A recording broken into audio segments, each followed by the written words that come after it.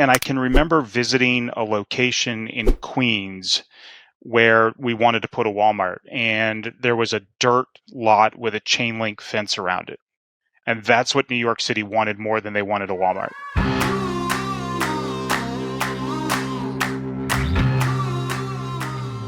Hey everybody, welcome in another edition of Radical Content. My name's Eric Gray.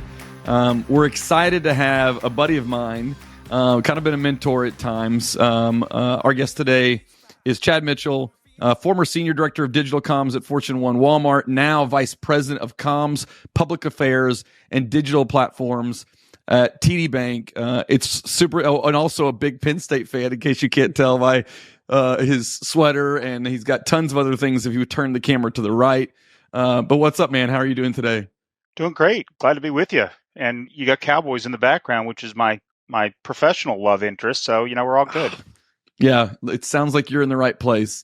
Well, man, I really appreciate the time. We've gotten to know each other for a few years now, kind of been a mentor at times, and just followed your story from Walmart and now to TD Bank. But today is going to be maybe different than some of the episodes that we do, because you are like Mr. Corp Comm Storytelling. I don't know if that's the official title, but that's what I say. And so anytime I'm talking to people that are doing corporate communication storytelling, I'm like, you got to meet my friend Chad, or you got to see what Chad did, or let me ask Chad about that. And so today that's what it's going to be about. Like, Radical Content is really trying to uncover all sorts of awesome content that's happening, whether it's creator, whether it's a broadcaster. Hopefully it's going to be a lot of brands that are doing it from a consumer standpoint. But today, corporate comms is different. Your audiences are different. Your strategies are different. And so I'm super stoked to kind of get in there and kind of break this open, because it's a world that I've touched on, but I haven't touched on it much. And all I know is that my PR friends they're super good at this, and they're very particular. And so I'm just excited to dive in, and get into this. So my first question, which is a little bit different, kind of set this up and let people know you a little bit, other than your love for Penn State. How did a kid who grew up loving politics, interning on the Hill in D.C., become an executive content leader for places like Walmart and TD Bank? I have no idea. It's a great question. Our next question. Yeah, next question. No, it all really goes back to, I think, what I was trained to do when I went to Penn State, which was, I majored in journalism, and I struggled. It was difficult. It was very competitive, and there were a lot of sort of procedures and structures that our professors wanted us to follow with regards to being edited and having drafts, and none of that really went with my style at the time. I was very process averse. I've come to learn over my career that process can be your friend as long as you don't over process things. But at the time, I was really struggling with that, and really fell in love with politics, and sort of found my career notch or my comfort level sort of in the political arena, working on campaigns, worked in the State House in Richmond. But the backbone of all of those jobs was communications and was writing. So yeah, I could figure out how to get volunteers deployed to an event or how to raise money, but it all came back to, can you write? And really, as my career evolved, and I was at the U.S. Chamber of Commerce for a while, and then I left there to go to a trade association, or to an agency, where I was really able to sort of flex some different muscles. And I think I realized at that point how much I just loved creative, and how much I loved thinking about creating new content. And really, when I left the chamber, it was an attempt to sort of turn the DC environment upside down in terms of the ways that political communications are done, and that the ways constituents respond to their elected officials. And had a great time doing that. And then Walmart came and recruited me, and that was obviously an opportunity to lead the digital communications team and relocate to Bentonville.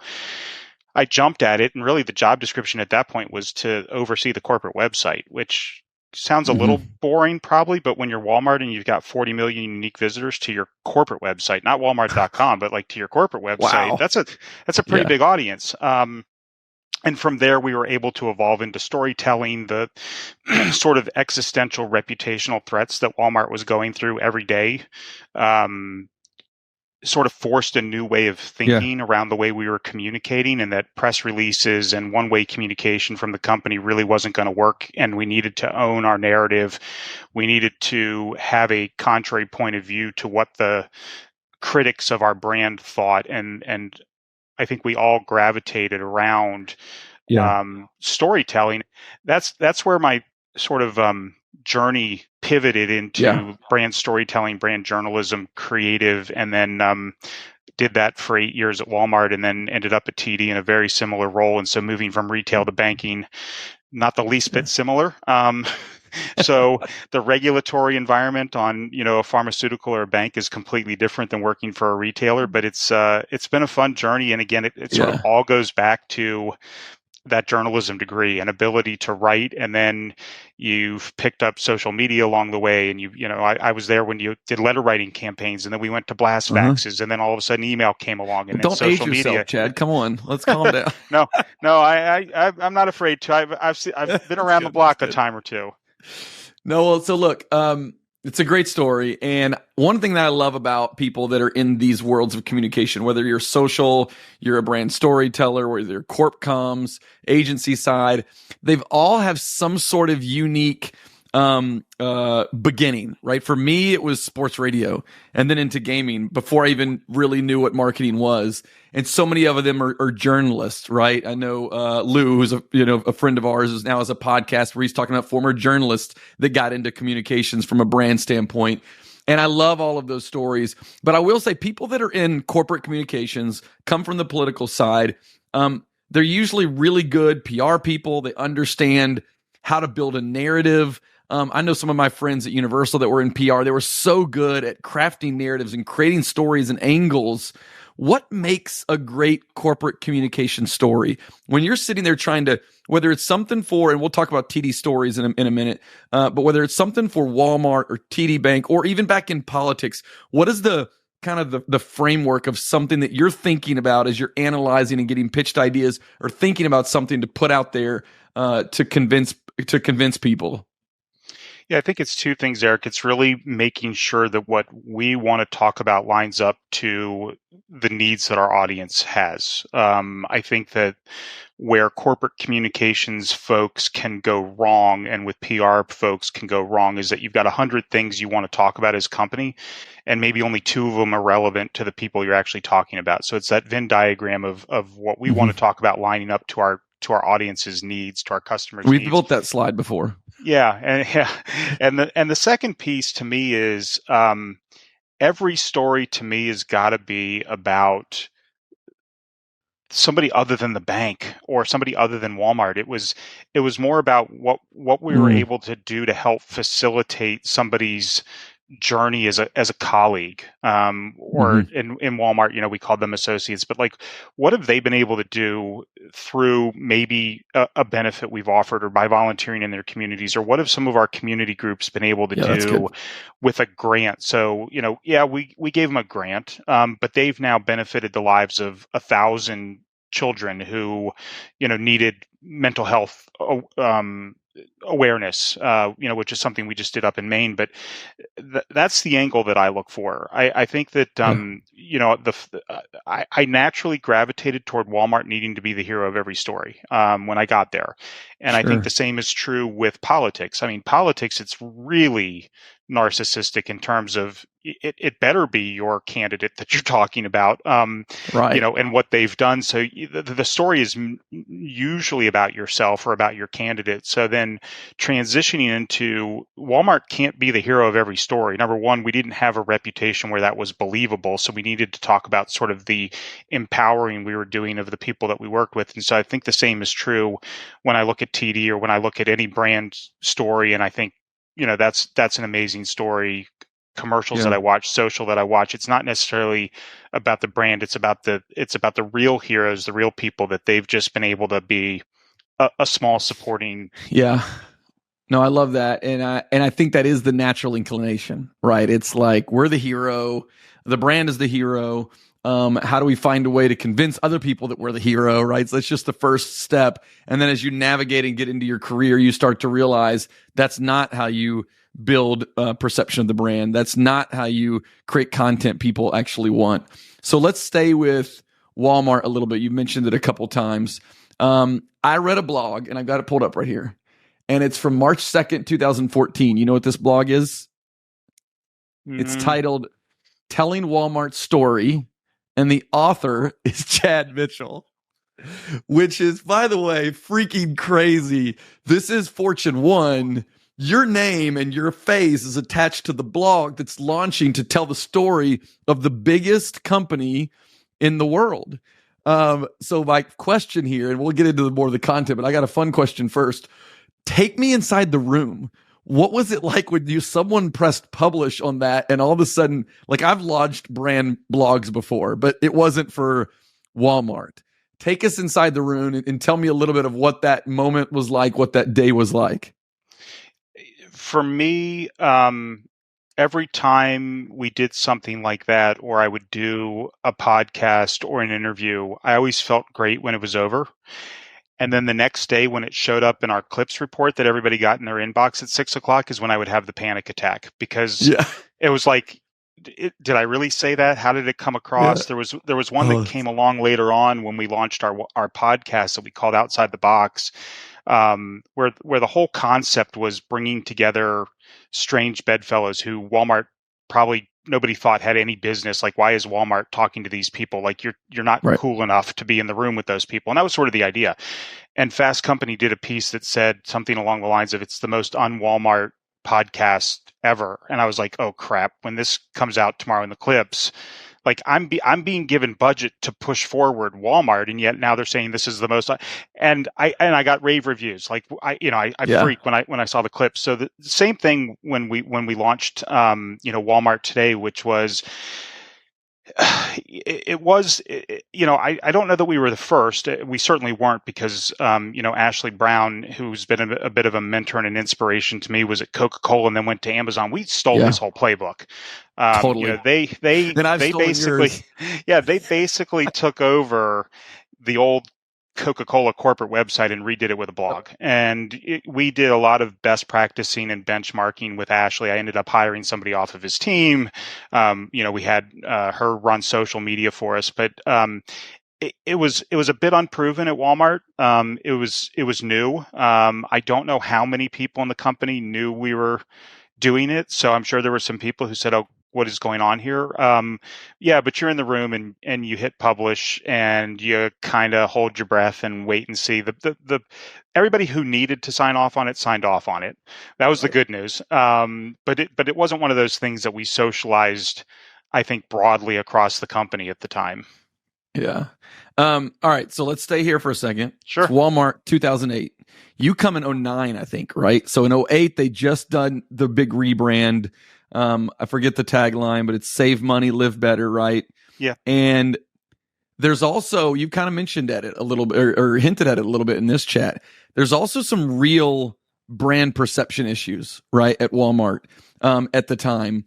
And I know I watched a lot of that, and we've talked a little bit about it. But for the audience, kind of tell us a little bit about how content helped you try to go after some of these real challenges that Walmart was dealing with from a brand perception standpoint. How did you tackle that with content? And then I want to open up a couple specific examples before we move over to TD Bank. Yeah, it's a good question, Eric. And for the first couple of years, I don't think the content was working to effectively battle back the perceptions. And I think the reason for that is we didn't know what they were. We just knew that there was this noise in the system. There were obviously a lot of people in organized labor who wanted to see Walmart unionized. There were manufacturers who thought we bought too much stuff from China. There's sort of, there's neighborhood communities who, when Walmart comes in, it's a big footprint, right, for a Walmart. And Sure. so I don't think, looking back on it, and it was 2010 when I got there, and for the first couple of years, was trying to cite stores. And I can remember visiting a location in Queens where we wanted to put a Walmart, and there was a dirt lot with a chain link fence around it. And that's what New York City wanted more than they wanted a Walmart.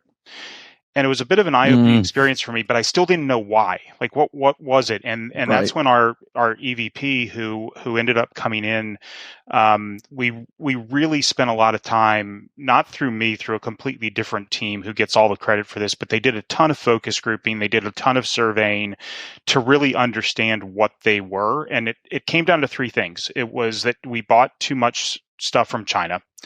It was that we treated our associates poorly. And that we were putting mom and pop out of business.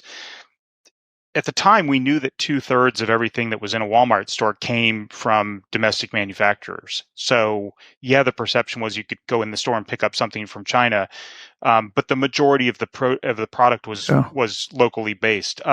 We knew that there was a different side of the story to the way that we treated associates.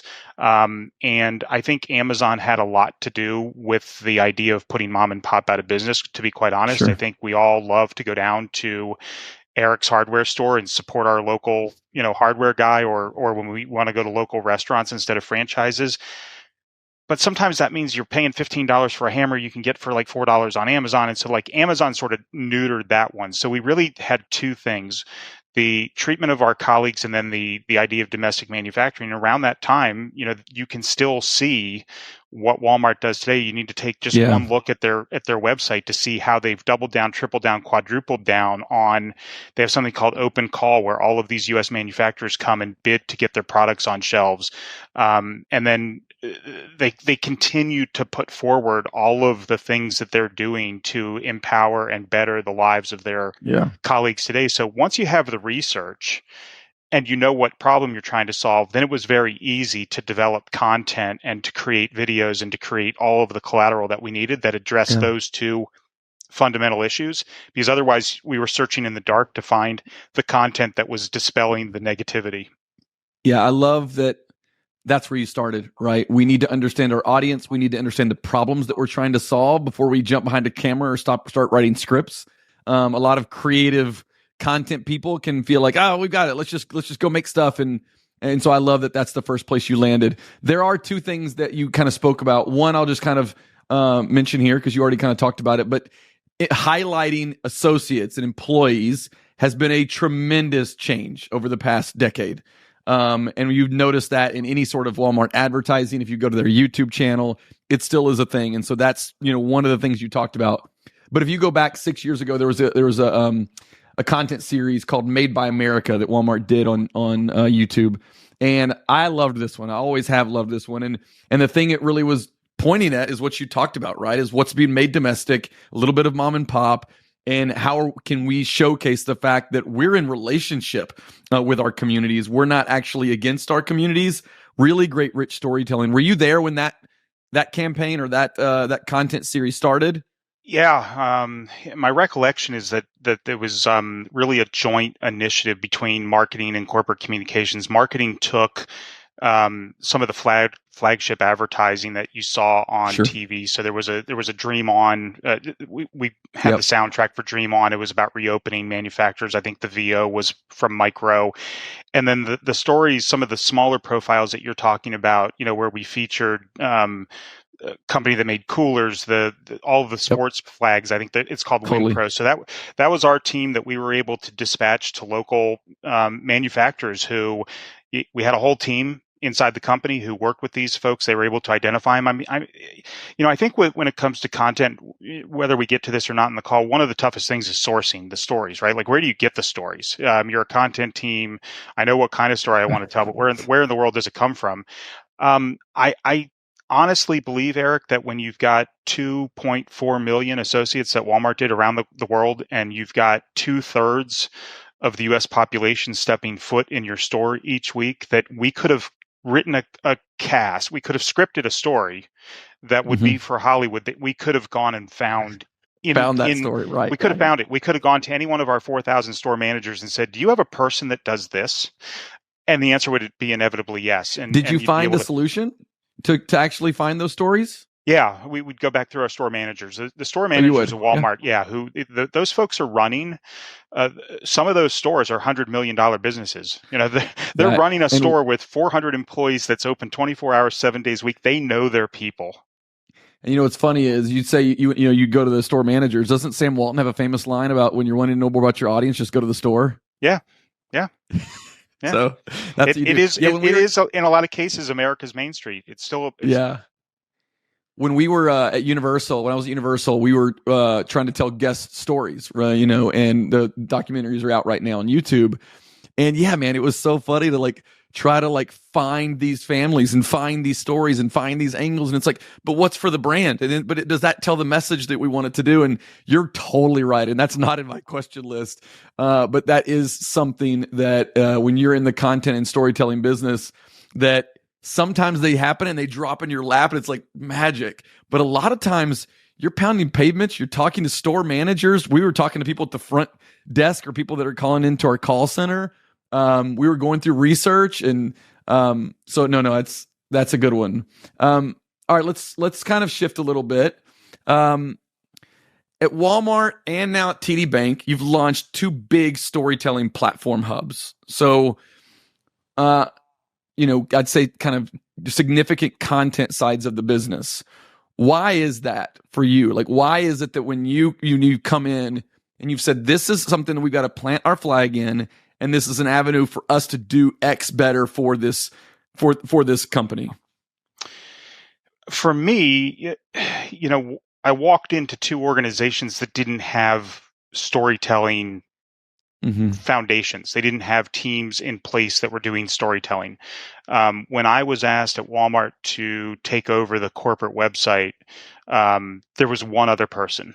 It was me and her, and that was it. And so we were very much in the business of sort of getting press releases and being fed content and publishing it. And at some point it dawned on us, we're not really telling our story. We need to tell our story. And if we don't tell our story, we're basically seeding the ground for somebody else to tell our story. And they're going to tell it in whatever manner they want to tell it to make their point. So whether that was organized labor who wanted to paint a picture, whether it was community groups who didn't want us. And so I walked into TD Bank, and TD Bank does not have, and did not have when I walked in the door, the same kind of sort of reputational issues that needed to be overcome. It's a well-liked bank. It's a popular bank. Our value proposition is unexpectedly human. We're America's most convenient bank. And there might not have been as much a need to tell the story, but then you've got other banks, especially challenger banks, who are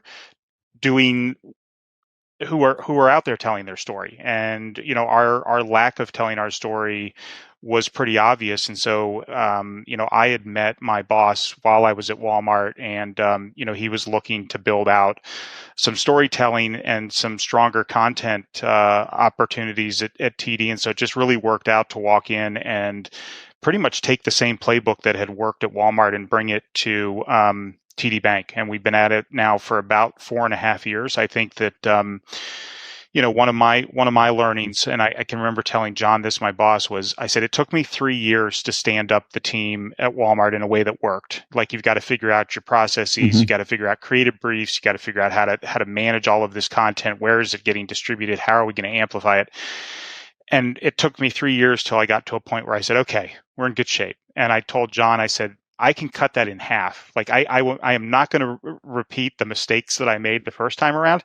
Yeah. It took me 3 years at TD also. And I think some of that is you're coming into an organization. There's a lot of change management. So confident. You're trying to navigate people who, not navigate people, but navigate a legacy organization. Sometimes. And so, we were able to plow through it and get to a place where we feel really good about the platform that we have today, as well as the content that we're creating. Yeah. So let's talk about the platform. So it's been a few years. TD Stories is out there. It's a great site. Go check it out. There's a lot of really great content. I know a couple people that are on Chad's team. Some of them travel the world, I feel like, doing other stuff for themselves. They're just great storytellers on the group.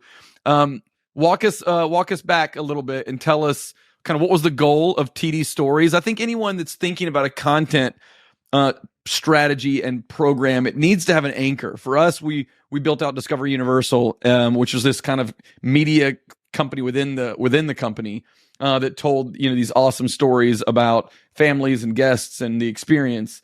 Tell us about TD Stories. Kind of how was it envisioned, and what was it there to create, and the kind of the content strategy, and where are you at today with it? Yeah, so when I was interviewing, I knew that they were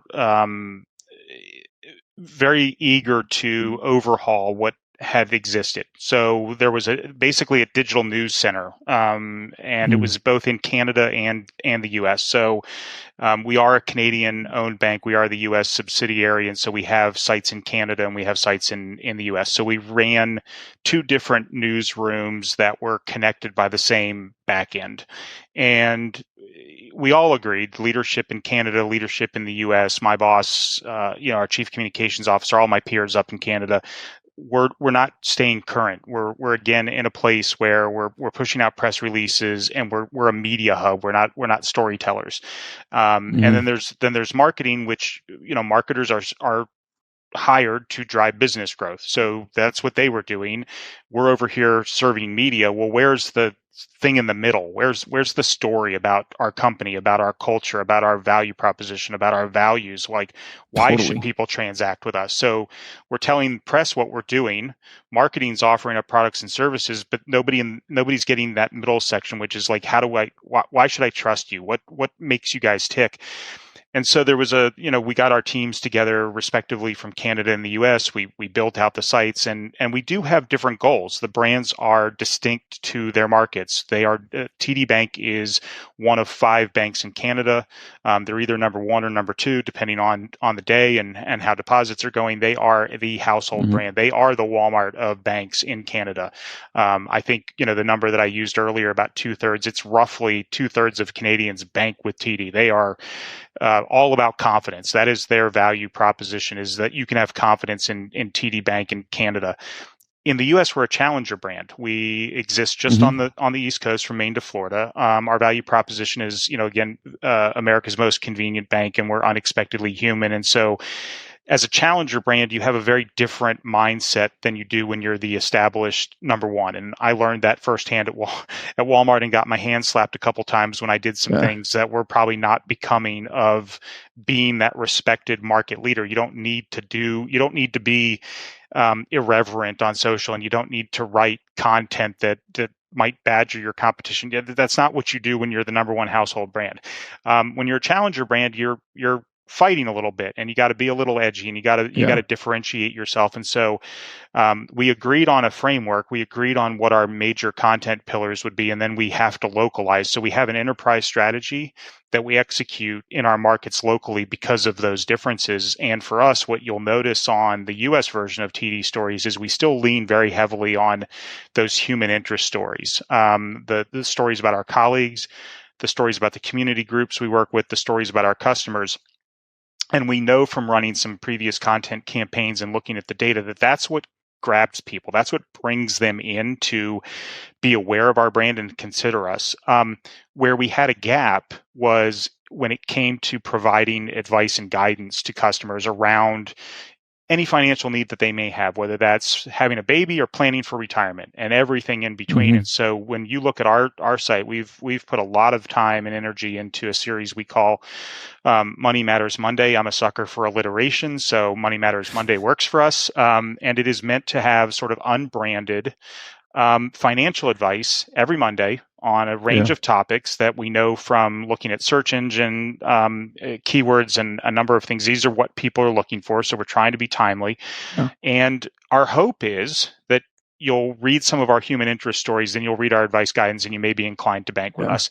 If you don't, I think we've still provided sound financial advice that you can take to whatever financial institution you want to go to. You're not going to see a lot of heavy pitching for TD. We hope you come work for us, but our angle from a corporate communication standpoint is a little more of a softer sell, and it's really, I think, what differentiates the Canadian site from the U.S. site is that they don't have to work. They're not the challenger brand up there that we are down here. Yeah. So going inside the team, I love hearing a little bit of how the content strategy is created, human interest, colleagues, customers, and then down in kind of that middle of the funnel, the advice, planning for retirement, like that. I think one of the things that people like you and I love is we love to develop content strategies, understand business, understand audience. What are the topics that we can start to craft stories and narratives around? And so I think that's a reminder to anyone that's out there and thinking about how to build a content strategy. They're so, so important, and they anchor everything. But one other thing is the process at which you come up with ideas, right? Everyone has a different way of coming up with good ideas. What does your creative and or storytelling process look like tied back to the content strategy? And as much as you can, take us inside the room and kind of the team a little bit and break that open. Like, do you have meetings? Do you have pitch sessions? How does some of that functional work happen? Yeah, and I'll come back to one point you said, which was your content has to be connected to your business goals. And I think that what can happen to true creatives, especially when they come from an outside entity into corporate America, especially, is the creative energy can be displaced because you're trying to be creative, but it's not laddering back to a business goal. This is a fun story to tell, but is it connected to one of our big priorities? And so, to use the Walmart example from earlier, if it didn't connect back to sort of assuring people that our sourcing was coming from domestic manufacturers and that we were treating our associates properly, to what end was the content being created? And so I think you sort of hit on that. So I would encourage people, if you're in a role like ours, that you're always focused on how does this tie back to business goals. So for us, inside the room, again, I talked about how process averse I was when I started my career, and now how dependent upon process I am, because again, when you're at Walmart and you're a 2-person shop and you start to get into storytelling, sure, you can take on one story at a time, but all of a sudden you've got to scale, and you've got 300 people in corporate affairs, and all of them want you to be telling stories, and you need a process. And we only have about 50 people at TD, but you still need a process for all of these people who are submitting creative briefs. So we have a briefing process. Our team then evaluates the briefing. We have twice a week scrums where we go through our editorial calendar and we kick around ideas that people have put forward. We have a weekly team meeting. And then one of the things that really worked for us well at Walmart that I have not successfully been able to recreate at TD, and it might be because of the fact that we've got a dispersed workforce, and it also might just be sort of the post-pandemic reality of working from home and working remotely. We had something we call the Friday free-for-all. I talked earlier about how I love alliteration. So a Friday free-for-all. It was, we had an agency embedded with us in Bentonville, so it was agency-led. And every Friday they would bring in creative from other brands that ranged from your Fortune 50 to very obscure brands. There really wasn't a creator community at that point per se, but there were people that we would watch, I think emerging influencers. And we would have everybody in the team. And I think by the time I left, it felt like there were 35 people in that room on Friday mornings, but a good time to, have donuts, break bread, and have a very healthy sort of dialogue and discourse and debate on creative. And did we like it? Yeah. Did we not want to like it? You quoted Sam Walton earlier. One of his other things was steal shamelessly. And so I had a file of things I wanted to steal. And in a lot of cases, you already stole something from Coca-Cola earlier. You just keep it going. Well, a lot of the things that I stole, I asked for permission. I would call the person because I had a decent network, and I would say, "Hey, I'm thinking about this, and what should I do?" But you look at other content for inspiration, and so that was one of those, Eric, that I think you could probably replicate virtually, but it just hasn't stuck. Yeah, that's hard. There was just so much energy in the room. And I think that especially when you're looking at creative and you're debating it, and by debating, I mean at times arguing over whether it was something we could pick up and bring to Walmart. I think you lose some of that context virtually, and people don't understand where you're coming from. And I remember a rather lively debate about whether or not we should start a TikTok handle. And my point of view at the time was TikTok is largely, or no, it was Snapchat. Sorry, Snapchat. Now I'm really dating myself. So at that time, the key demographic on Snapchat was 13 to 17-year-olds. Sure. And I was wondering, why would we be on Snapchat talking to people who have no buying power and probably have no perception of Walmart. So it was those kinds of conversations about, the creative, was it good? Was the tactic something we wanted to copy, and did it matter for our Yeah. business? Yeah. But what often happens, because I try to keep my team very light and breezy and chit chatty, and this morning we were talking about the fact that I was at a soccer game last night, and it had nothing to do with work, but it's from those conversations that all of a sudden somebody will throw out an idea that they used previously in their life. And we're also big believers in bringing the outside in. I think that when you, as a content team or as a communications team, keep talking to yourself and keep in your team meetings and your quarterly reviews, whatever it is. So we've been the ideas just become the same. Yeah. So we've been lucky to have, I've got members on my team who have great networks. So we had Carl Quintanilla come talk to us. We had an author that I found who actually turned out to be a TD customer when he lived on the East Coast. Like, I just tweeted him and asked if he'd come talk to our team meeting. We had Jeremiah Oweng a couple weeks ago to talk to us about AI. So, having those kinds of folks come in that's good. and give you a bit of a look at what the rest of the world is doing really has spurred a lot of creativity. Yeah, that's good. There's a lot I want to get to, but I don't want to take too much of your time. So there's a few ones that I'm going to try to, maybe we can bang through pretty quickly. They're all so good, though. This one's really about buy-in and measurement, right? I'm tying those together so I could try to skip a question. So how do you measure to tell the story back to the organization in a space where numbers can at times be a bit more squishy? And then how do you take that and really navigate it for buy-in? Because what you are doing is new everywhere you've gone, at least the last two big ones, right? And same thing for me whenever I was at Universal. And there's a lot of that. And I think that's the question that people like you or me get asked if we ever step off stage somewhere after doing a talk. Like, how did you get a chance to do this? How did you get buy-in? How did you influence? But I think measurement's tied into that. So give us a minute or so just on what that looks like for you and kind of how you would advise people to tackle that, having probably done it in a handful of different ways. Yeah, I'm probably not the world's greatest person to talk about buy-in, because I've walked into two organizations that already had leadership in place that understood the value. Yeah. And I'm actually working on a project. But that matters, right? Yeah, it does. I think that's a big deal when you're deciding what job you want to take. Yeah, if you go in somewhere that's you have to push something uphill, just know that's tough. When you go somewhere where there's wind behind you, it's so much different. I mean, I've had to get buy-in for like the idea of the Walmart podcast, but for content in general, not really. I walked into a place that understood the value, and I've got a CEO now at TD who really understands the value and really pays attention to our content, which is great. But more importantly, to the measurement. The double-edged sword of being in corporate communications as opposed to being in marketing is that corporate communications historically has been able to live with very squishy metrics.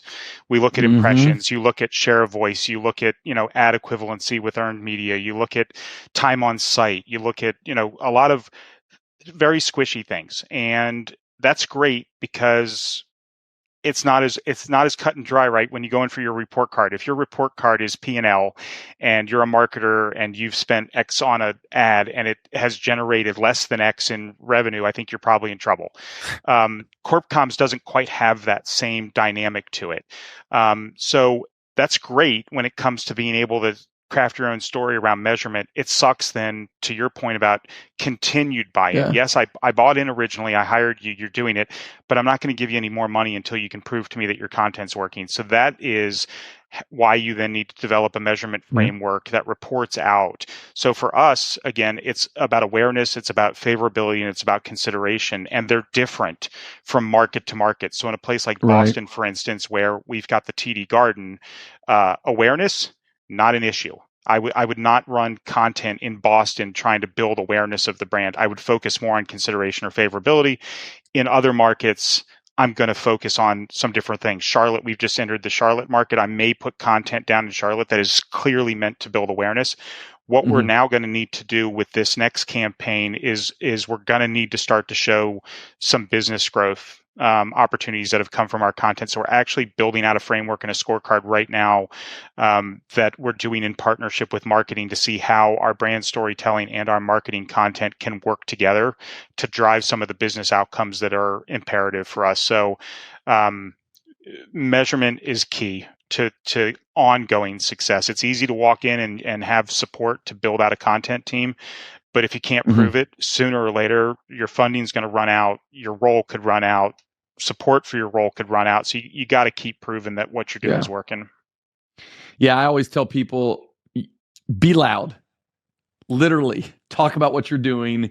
Use the sexy appeal of content to be part of the momentum, and then back it up with data that's tied back to business goals. And if you do that, and you've got smart leaders, right? Modern marketing leaders, I feel like that you'll be in pretty good standing. So another thing that I know that we all deal with, I'm sure you saw the McDonald's grimace meme that happened, and I'm sure there was part of you that was like, man, I wonder what it's like in that room. We're putting our brand in the hands of customers every day when they've got a cell phone and some piece of anything, right? Or even a physical building like TD Bank has. We've got to get comfortable with that, but that sometimes can be a little bit uncomfortable, especially in the world that you're in from a corporate communication standpoint. How can you prepare for those moments so your leadership and your team aren't taken off guard? And also, is there a way to actually leverage those moments? I think back years ago when Tiger was the face of Tiger PGA Tour at EA Sports, and there was a bug where Tiger could walk out on the water, and everyone was talking about it. This before things went super viral, and EA Sports created a video where they just said that wasn't a bug, he's just that good. And they had the real Tiger walk out into a lake and hit a shot and put it right in the hole in 2 weeks after that bug got released.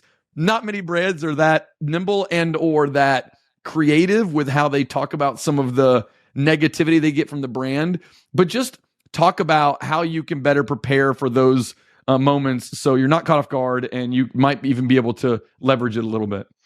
Yeah, from my vantage point, I view those things as probably in the world of like reputation management and crisis communications. Like somebody came into a Walmart or somebody came into a TD Bank, they had a bad experience, they've recorded the whole thing, and you've got your crisis response plan in place. And I think every decent corporation with every great chief communications officer has a built-in response plan.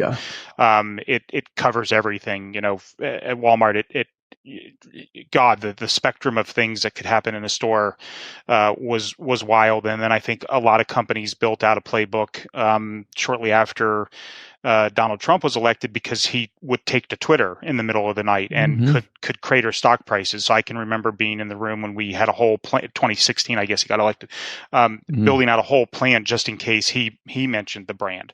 That's and crazy that you got to have that.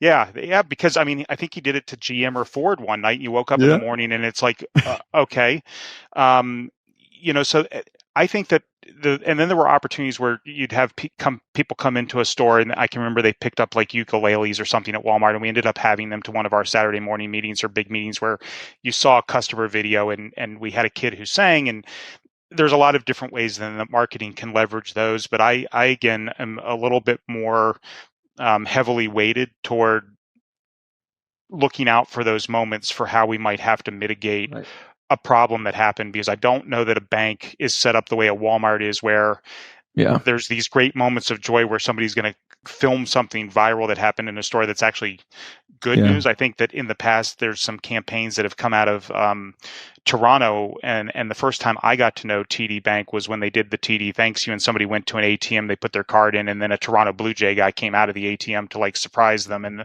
that was cool. Like that was cool. So you leverage those opportunities, but I sort of have maybe a jaded view as to what the public can do with a phone in their hand and what it means for your brand. Yeah, but you're in a different brand, right? You're not consumer product. You're not an entertainment brand. Even Walmart, you were the leader in banking. Like, you're highly regulated, right? There's only so much you can. We didn't talk about that, but so I get why that's. I get the take on that. So I love what you've done at Walmart, TD Bank, but many organizations have smaller corporate communications teams, or maybe they're just starting to build them out, and they've got big visions of building, reputational storytelling and what we could tell, and we could tell team member stories and DEI stories, and they're just now trying to figure out what does that look like? How do we build the team? What are some thoughts you might give to them? Where should they start? Get yourself a good writer or two. To me, I think still Comes so back to much writing. comes back to writing. I've got two fantastic writers. They are amazing, and they come from different backgrounds. One in entertainment, one came from sort of banking, and then reporting. They're wired a little bit differently, but man, do they know how to hit deadlines and crank out great stories and find the right angle. And the power of what they do is the follow-up question.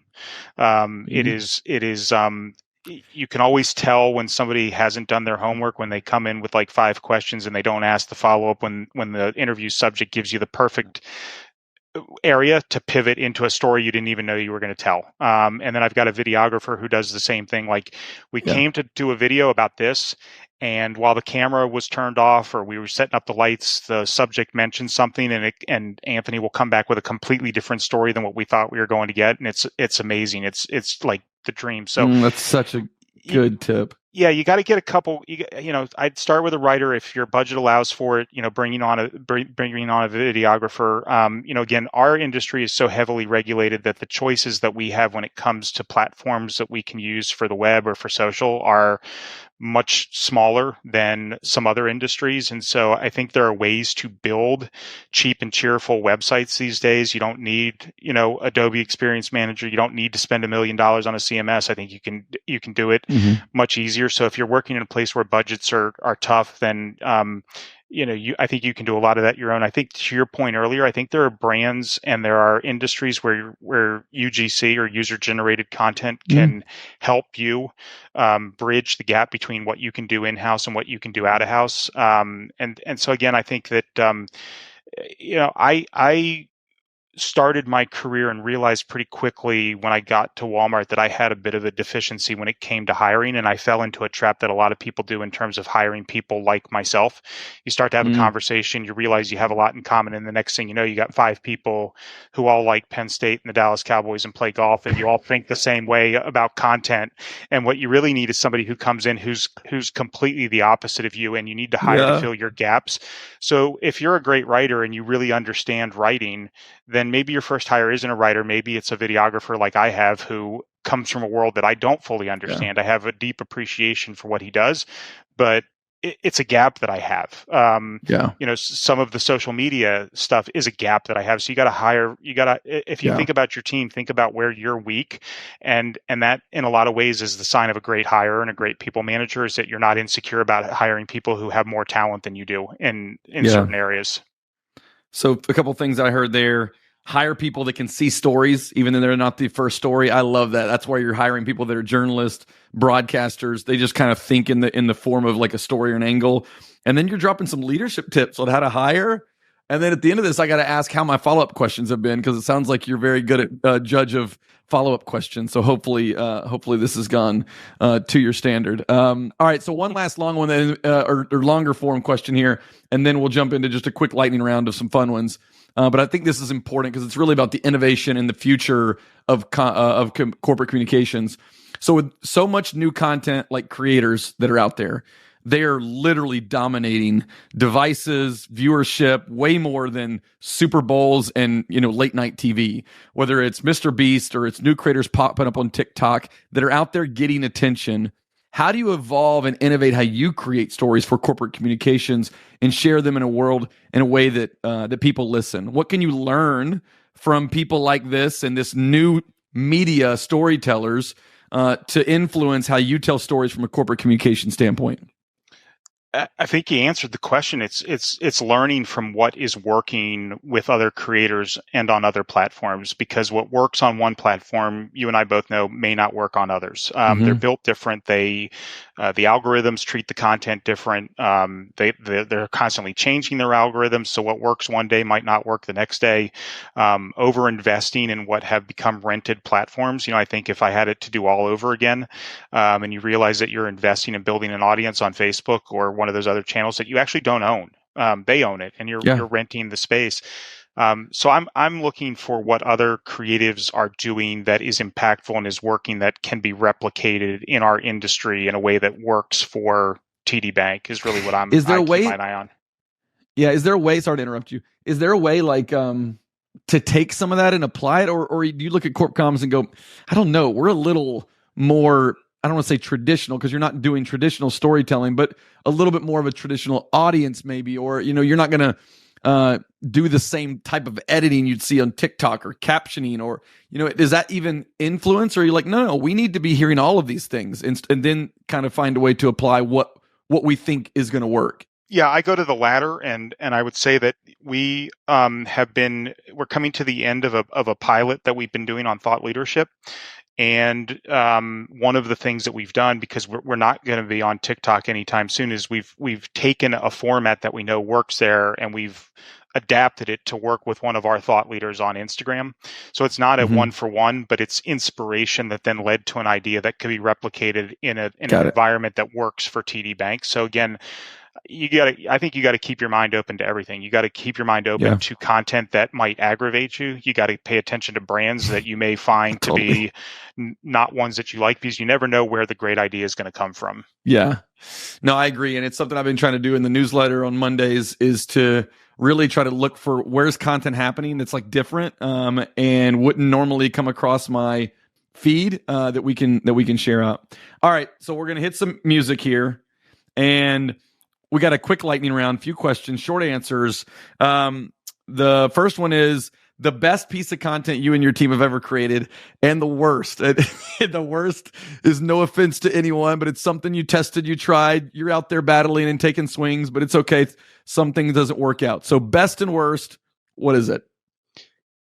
Oh, God. The second part of the question is much easier than the first, because we really believe that we're creating great content at TD on a day-to-day basis, and sometimes a particular piece of content takes off that you weren't expecting. And so I think about a lot of that content that we've done.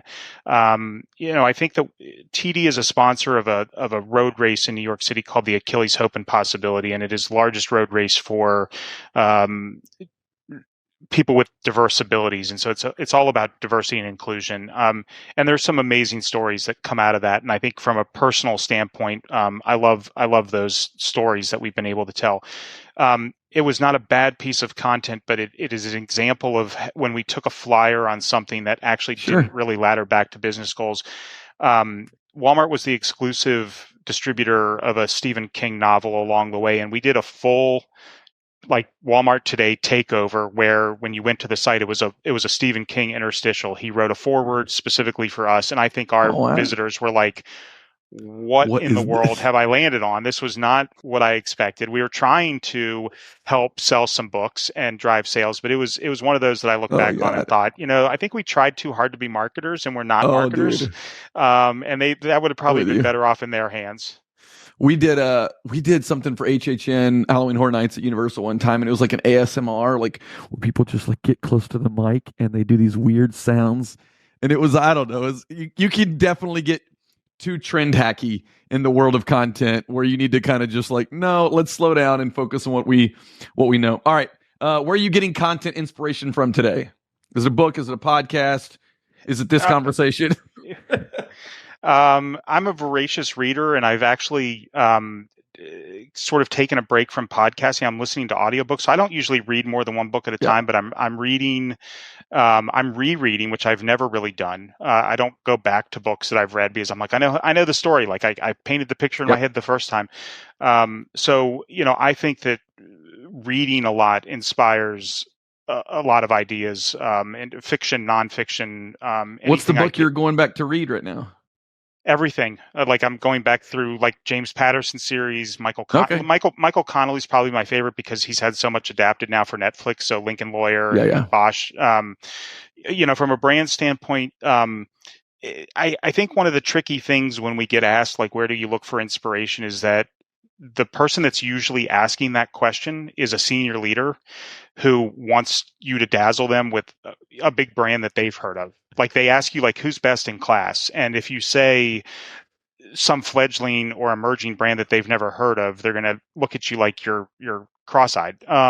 So you have to say something like Well, that's not Chipotle me. or Red Bull, which are great. But the reason that I hesitate to say that I look for Red Bull for inspiration is like their content is their product. So Sure. if I had a balloon that would go up to 6,000 feet in outer space and I could drop somebody from the balloon, I would have killer content. I don't. I have a bank. So they're throwing out money as they're going through the sky, and yeah. TD Bank is on their front of their.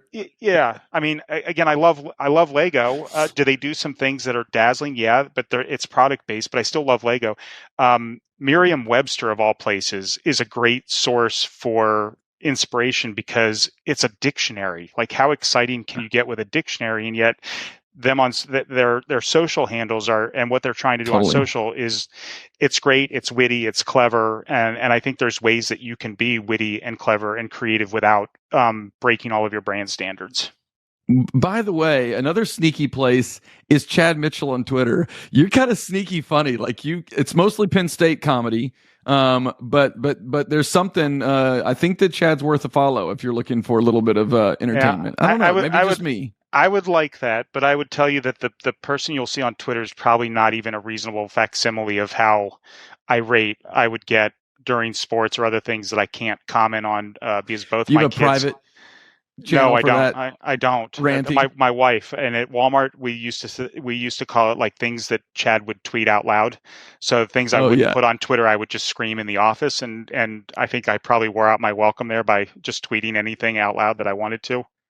I've got a group me chat with some buddies of mine from college, and I'm like, that's not okay for Twitter, but I'll go over here to my buddies and I'll complain about what just happened to the Dallas Mavericks. Yeah. All right, two quick ones.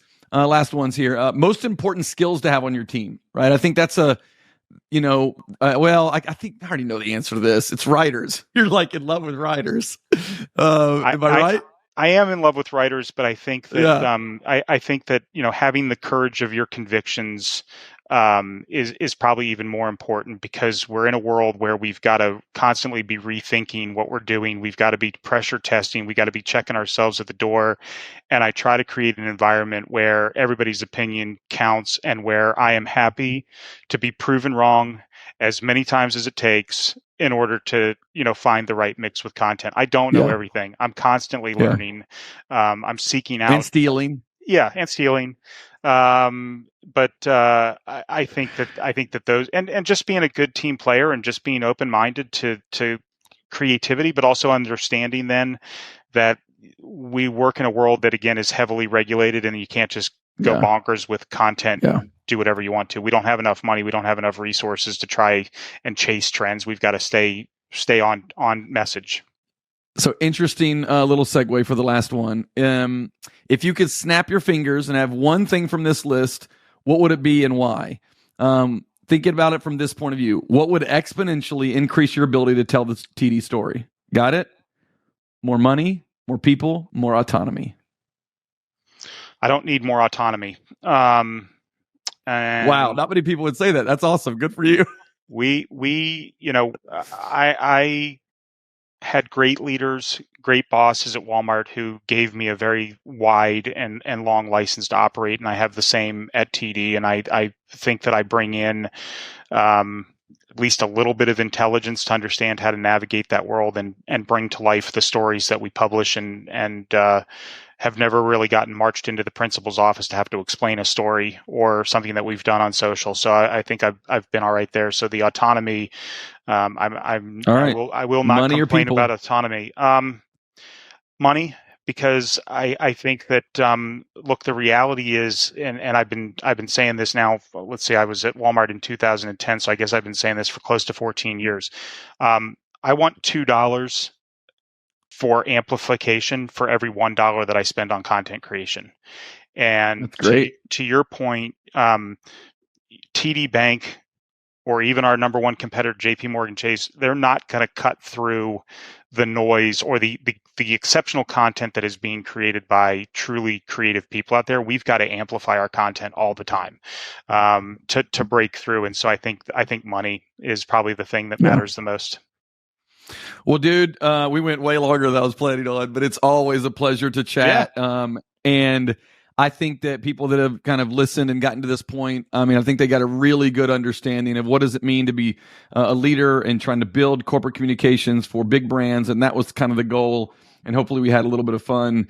Always thanks fun for your chatting time. with you. Yeah, my pleasure. Yeah, and we'll I'm sure we'll do this again. All right, everybody. Thanks so much. Radical Content, another episode in the books, all about corporate communication storytelling.